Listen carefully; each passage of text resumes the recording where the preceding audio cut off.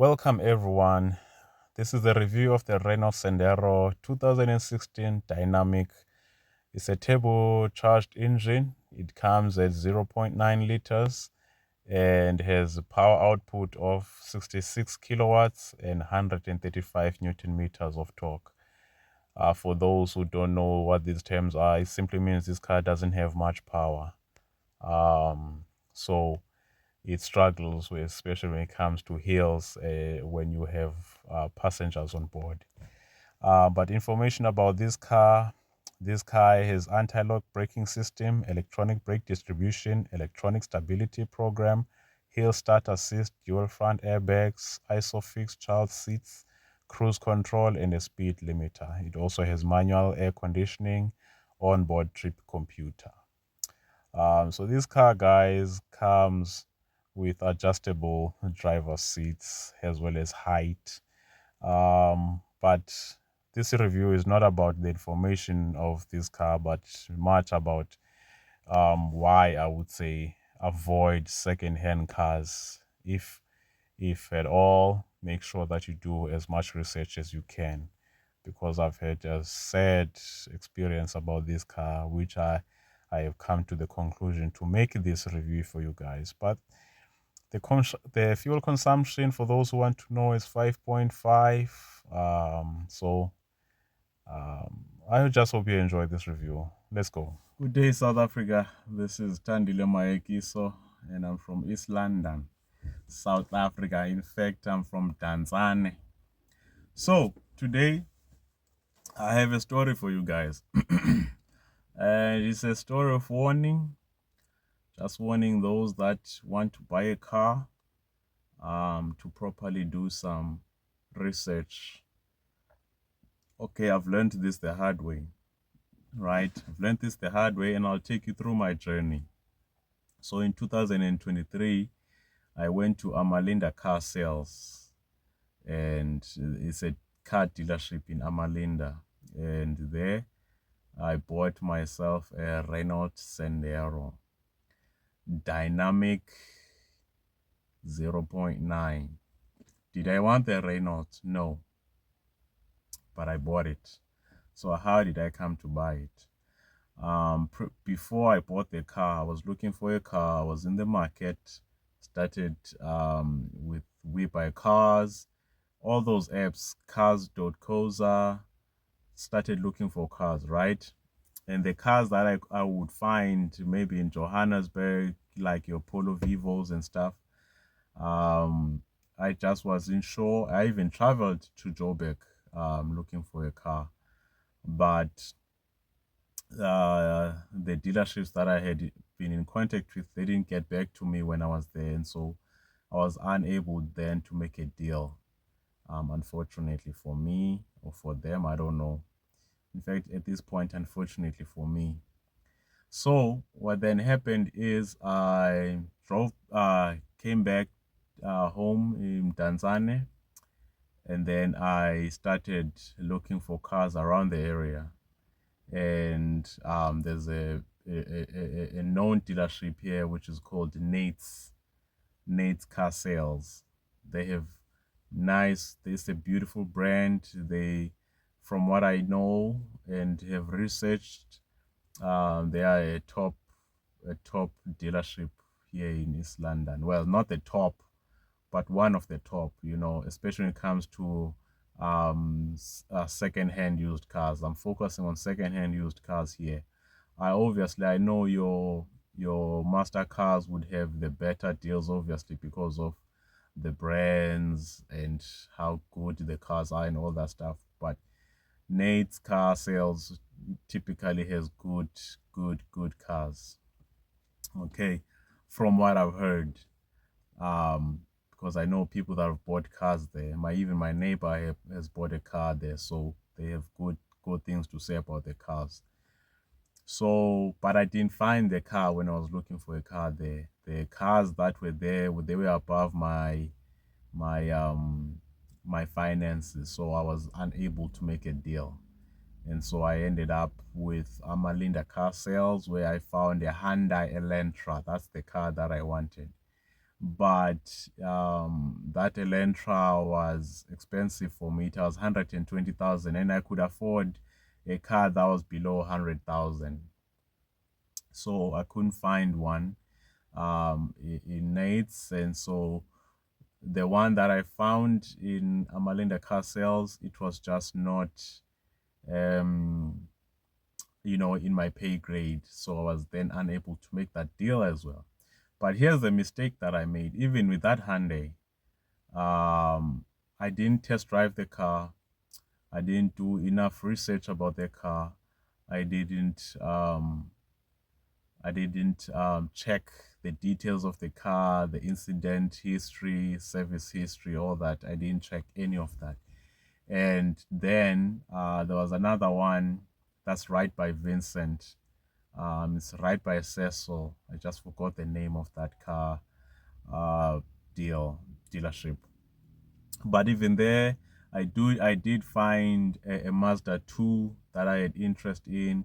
It was a 2012 Mazda 2. I loved the car. I love the brand of Mazda.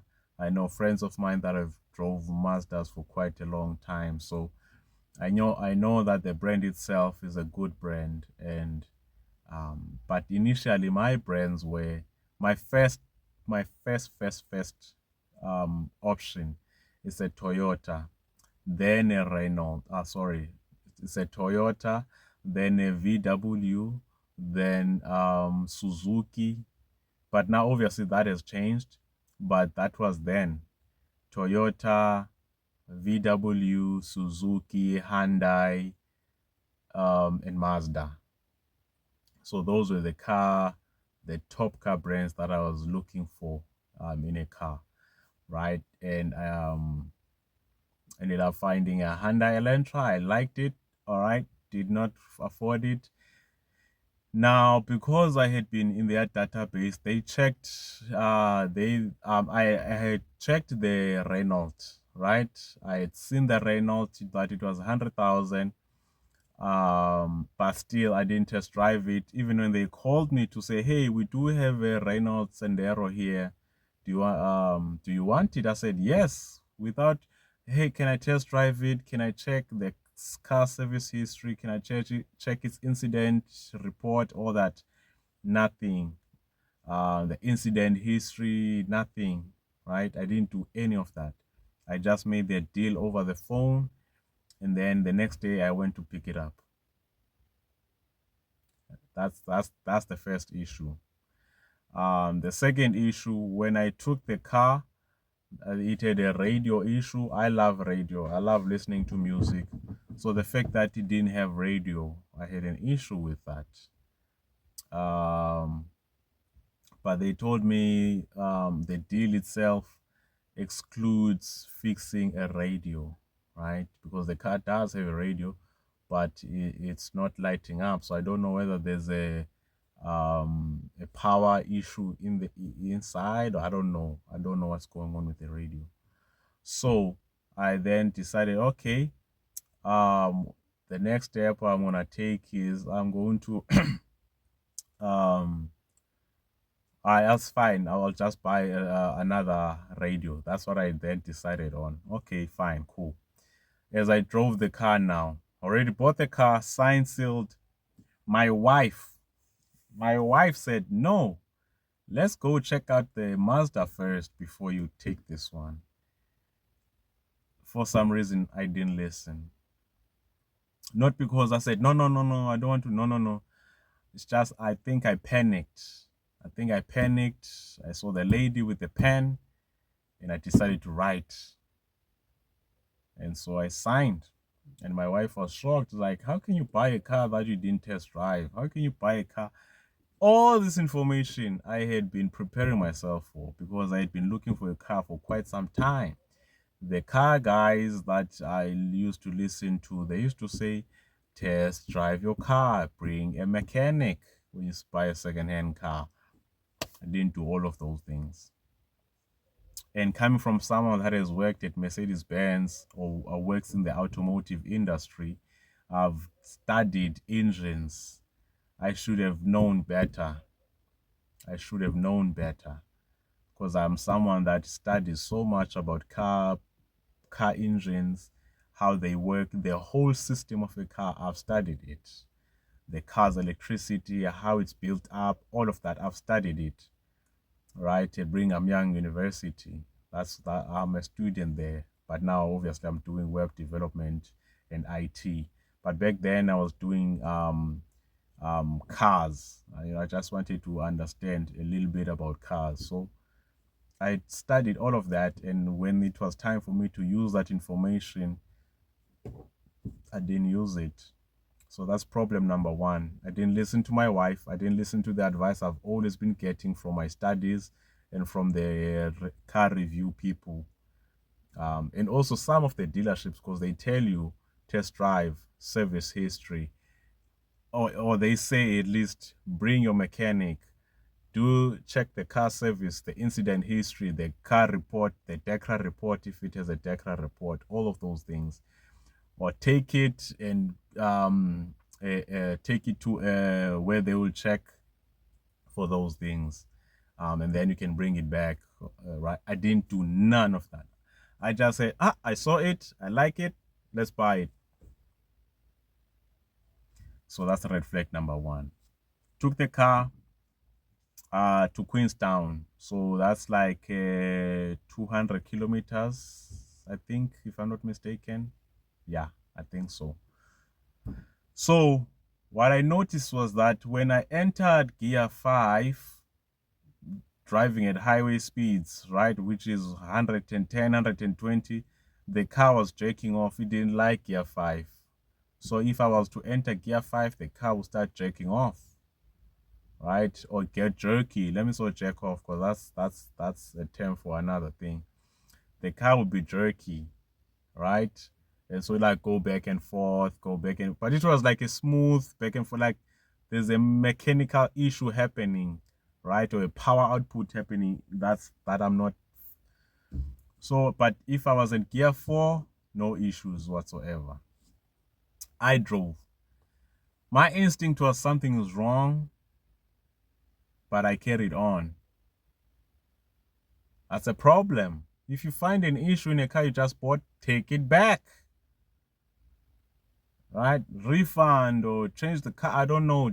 Take the car back. I didn't do that. Right? That's problem number 2. Or number 3. I think I'm already on 5 issues that I've done personally at this point. Right? So we take the trip. We come back with my wife. And carried on with life for the next 3 months. Because now January, February, March, and then April, if I'm not mistaken, that's when I started having issues with power output. It was losing power, and I told them what was going on. I told the car dealership what was going on, and they said, no, just bring the car, we'll service it. Maybe it needs service, we'll service it. And so I took it to a service. It was serviced. They said they changed the spark plugs, they changed all this. All right, the car was good, felt good. Took it home. It was nice. About a month later, April, May, yeah, power output issue. Can't climb up a hill fast enough. I'm slowing down most of the time. So this is the second time this is happening now.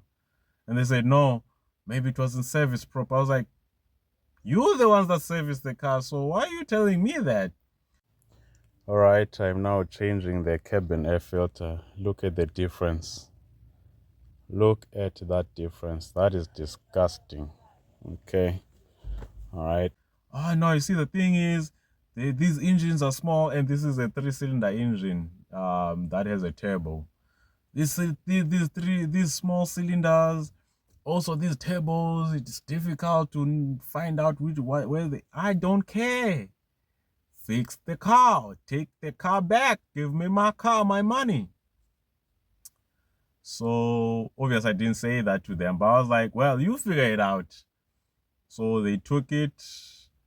They did whatever they did, and I had the car back.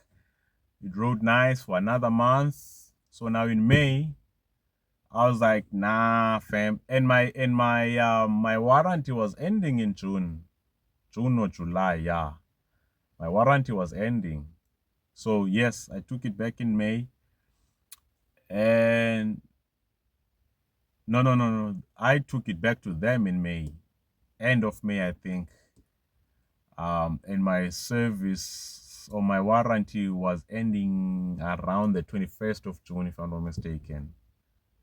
So took the car back. They held on the car for about a month or so. I'm telling you. Oh no, we're fixing this, the shipments of the parts, all these things that they came up with. Oh, okay. The car came back. It was nice, but now it had like a bearing issue. Not a bearing, but like there was a sound that it would make when I was making a turn.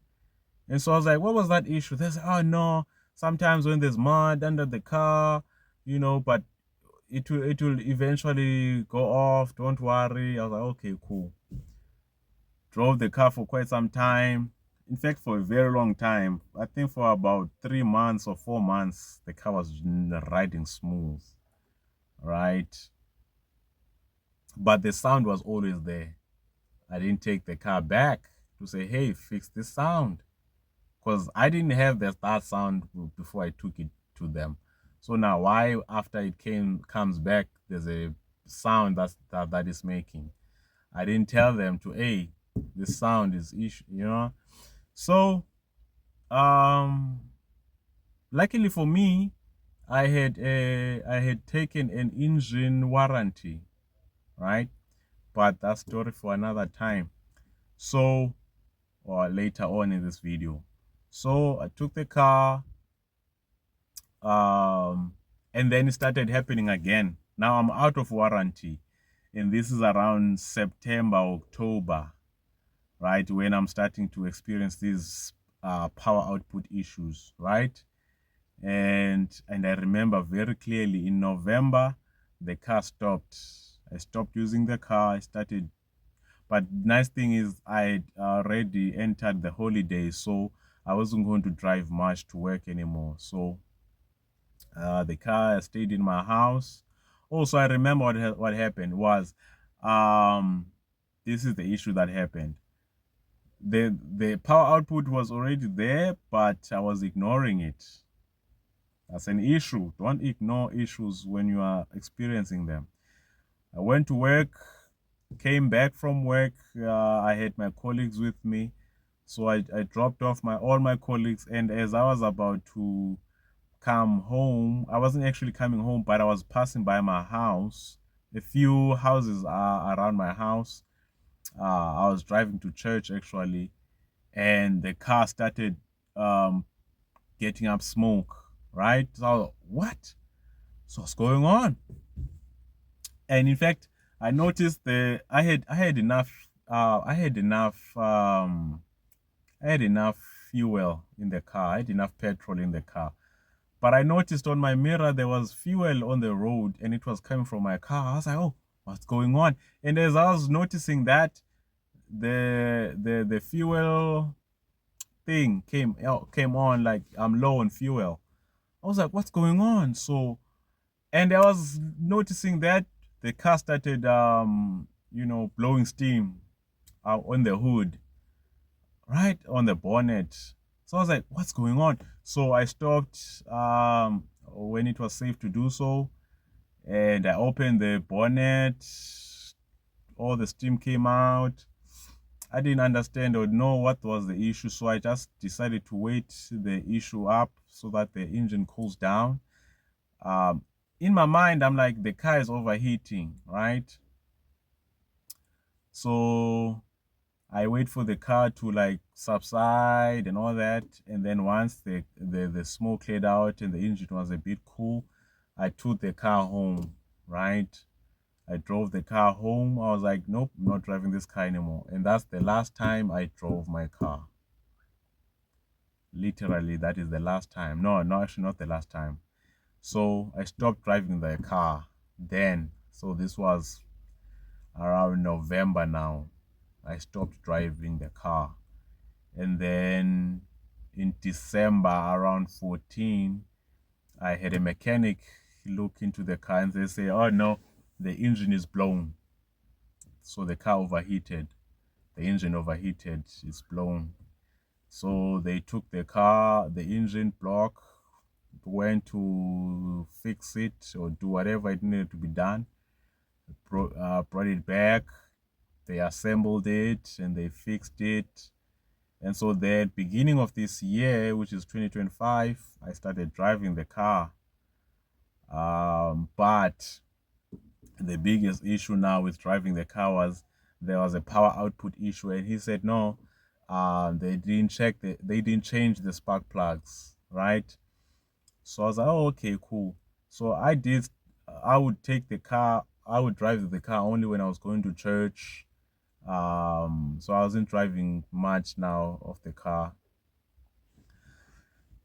So then what I noticed was, so I stopped driving the car actually totally, right? So I haven't driven the car since February. I haven't driven the car. So I drove it for like a month or so. And then I stopped entirely driving the car. I was like, nah, I don't want any other issues to happen or I blow the engine again. So let me stop driving it until I fix the actual issue now. So then I chilled for quite some time, not looking into the car. But then as I noticed, hey, I'm having a hard time, man, transporting my family with these public transports and all that. So I decided, you know what? Let me look into the engine warranty I had. So this is the red flags, man, I'm telling you. When I signed up for the insurance, no, not the insurance, the car, I took the engine the engine warranty. It was a 2-year engine warranty, so it ends this year, December. Though the company of the engine warranty, you know, when you get like your welcoming message or email or something, I didn't get any of that, right? I didn't get any of that. We welcome you, Mr. Mayekiso, to our family, nothing. And they always take out 200 of my money. Funny enough. Interesting, huh? Anyways, so I decide to contact them. I contact them. They send me all my details. Okay, I'm still under warranty. And I told the guy what was the issue. I was like, okay, it's fine. You still qualify. If the issue is what you are saying, which is power output, then you qualify. And they checked all my details. I took all my details. I put them on AI, and AI told me, okay, yeah, I can qualify for a 4,000 issue fixing what. If I exceed that, obviously I have to pay out of my own pocket. So okay, cool. So I'm happy where I'm at now. But because I had studied so much, even after this incident was happening, you know what? Because I looked into, okay, so when you buy a car, what must you look into? What happens if there's an issue with the car you are buying? What are the steps that you need to take, right? So I've educated myself on those things, and I'll do a video on that for you guys on the next video. Right now I just want to focus on what my process is now fixing my car and what are my future goals with this car. So right now I'm in the middle of fixing my car, right? But now because it has been standstill, it doesn't even turn on, right? Because I think the engine, the battery is dead. So I need to jump start the car or jump cable or yeah, I bought cables, jumper cables. I bought a air cooler. So what I then decided to do, because I knew how to service a car, or I had the knowledge of how to service a car, I then decided, you know what, let me look into my car. So I started checking the engine bay, the connections, everything, right? And I noticed that when they say they service the car, they didn't really service the car. The spark plugs are old, right? So that's why it's losing power, because the spark plugs are old, and the air filter, it's dirty. The cabin air filter is also dirty. Oh, that one was dirty. Man, let me show you this. This is how dirty the cabin air filter is. It's not even white anymore. It's brown. And this is supposed to be white, right? So I've bought now the cabin air filter, right? That I'm gonna replace. Look at this. And they say there's service to the car. Look at this difference. Amalinda car sales. I wouldn't support anyone going to those people. This is what a cabin air filter is supposed to look like. And this is what they say they serviced. Because when you service a car, literally all you do is you change the air filters, which is the air filter at the bonnet, under the bonnet. Sorry about that. And then the cabin air filter, you change the spark plugs, you change the coolant, right? You change the oil, right? You just change all the liquids. Literally, that's what you do when you do a car service. And then when it comes to wheel alignments, you can take your car to any wheel alignment company, right? But the ones that I can do, which is changing all these simple things, I can do that. So when I decided to do that, I noticed these issues. Like, oh, the cabin air filter was never changed here. The air the air filter was never changed. The spark plugs were never changed. So that's my mission now, because I don't have enough money. That's where my biggest issue is. I don't have enough money.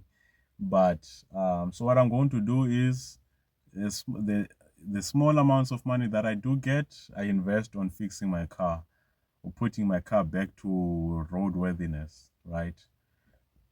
So that's what I'm going to do now. Just change the things that I can change. And if the problem persists, I will then take it to Renault so that they can do a deep diagnostics on the car and have the warranty take care of that, right? And hopefully it stays under 4,000, because I can't afford anything above 4,000, right? Look, man, the reason why I'm doing this video is be careful when you buy a car. Do your research. Right now, I can advise anyone to come and talk to me. I had a friend of mine who bought a Polo Vivo. He has a Polo Vivo now. He came to me. He used to ask me questions, what to do. Funny enough, and he bought his car before me, and he bought his car brand new, right? Because obviously, because he can afford. I can only afford a second-hand car right now, currently. Right? I'm looking for work. Help me. But he started looking for so he found his car, bought his car. I was proud of him, he followed all my advice and all those things, and I couldn't follow my own advice. That's how crazy this whole situation is, which is unfortunate for me. I didn't learn my lesson, but I've learned my lesson, right?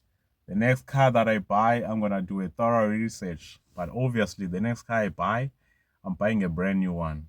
I'm buying a brand new car, and I'm gonna say it right now. There's 5 cars in my list that I want to have in my lifetime. The first one is the Toyota Starlet Cross. That's my favorite car right now. And the second car is a Suzuki Baleno, which is the Starlet, which is a Toyota Starlet, but I want the Suzuki Baleno. Even the Fronx and the Toyota Starlet Cross are the same. The Fronx. So either I get the Fronx or the Toyota Starlet Cross. It's the same car. It's the same brand. Because everything is the same. The engine, 1.5, naturally aspirated engine. It's a 5-gear car, 5-speed gear car. Everything, man, about those cars are you can, if you look into the Celario and the Vets, same car. If you look into the Rumion and the Ertiga, same car. If you look into the Starlet Cross and the Francs, same car. The Urban Cruiser and the what is it in Urban Cruiser and the Creta, if I'm not mistaken. Yes, it's the Creta in Suzuki. I might be mistaken on that one, but those cars, same, right? So my first car, I want a Starlet Cross, Toyota Starlet Cross, and the second car that I want is a Toyota. It says a Suzuki Baleno. If not the Baleno, a Suzuki CS. I love that sedan. I love that sedan. The third car that I want, it's a Toyota Hilux Raider. That's, love that bakkie. My mother has a Suzuki 2.4 D-Max. I love that car too, but I'm a Toyota fan, so I'll always go for Hilux. And I love a Hilux, right? And after the Hilux, I want either a bakkie, sorry, not a bakkie, a bus, which is the Hyundai H1 or the VW Combi or a transporter. That's what they are called. Only those two brands. And the fifth car that I want, it would be a Suzuki Swift. So if I was to have any of those cars, I'll be happy with my life. Very happy. I do want a 7-seater. So the 7-seater can be the Hyundai H1 bus, but I like the smaller ones, like the Suzuki Ertiga. I like that one because I've driven it from East London to Durban and back. I love this. I love everything about the car. My mother just recently, we went, when I was buying these air filters, we saw a Renault Triba. It's a 7-seater as well. I'm never going back to Renault. So I don't know. I don't know whether to support her or what. I'll see what I do. So yeah, that's where I'm at right now. So those are my future cars that I want. And I think I've also done a car because we rented a car. So you can also check that video out as well, what I think about that car. But for now, I'm going to change all the things that I can change here, and then I'll take it from there and then let you guys know about an update on my car. Guys, please, man, if you want to support me in my quest to, you know, make my dreams come true, because now I have to pay this car off first. I have to pay this car off first the next 5 years. And I have about 140,000 rands to pay, because obviously there's interest when you buy a car via finance. So I have now 140 to buy to settle for the car. So if there's a miracle worker out there, man, that's willing to help me out, because this car is really hitting my finances hard, man, and it's not even worth it. That's the thing. And I'm looking for work as well, because I'm not making enough money to fix the car or buy another car. Maybe fix this car and then take it in. I don't think anyone is gonna buy this car. So this car will just remain as a run around in my house after I've fixed it. My motivation is Mambo Repairs. If you know Mambo Repairs, but he's from Joburg. I don't know whether he can see this video or someone tag him so that he can help me out. But I'm inspired by him, you know, especially when it comes to fixing your own cars. I'm inspired by him. What he does is he buys the cars on auction and fixes them. But, you know, I'm not there yet. I don't have that money yet. But man, if he was to help me even with this car, man, just you know, being a good Samaritan and just help me out, I would really appreciate it. I'm from South Africa, East London, Tanzania. So please, you see my details all below to just let me know how you guys can help me out, whether it's raising money so that I can fix this car or um, or pay off all the balance on this car so that I can look into buying another car now, a proper brand new car. All right, thank you very much, guys, for listening to my sad story. That's been my sad story. I didn't learn from my mistakes. I've learned from my mistakes, sorry, and I'm never doing those again. Test drive your cars, people. Test drive. Bring a mechanic. If you are buying a second-hand car, bring your mechanic. Make sure that they verify and have a another person to verify, you know, so that you can buy your car at ease and enjoy your second-hand cars. Or just buy your car in a reliable dealership.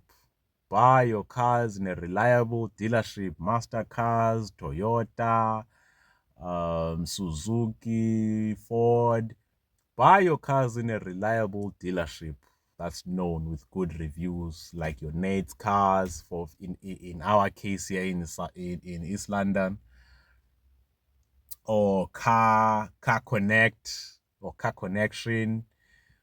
We buy cars. You have to make sure you are doing your research when you buy a car there. But anyways, this is Thandile Mayekiso, man. Thank you very much for listening to my sad story. Please help me out if you can. I'll link all my details in the link below so you can hit me up and see how you can help me, man. I appreciate I appreciate everything that you will do for me. Thank you very much. Please share this video, guys, and subscribe to my channel. And this has been Thandile Mayekiso, man. Thank you.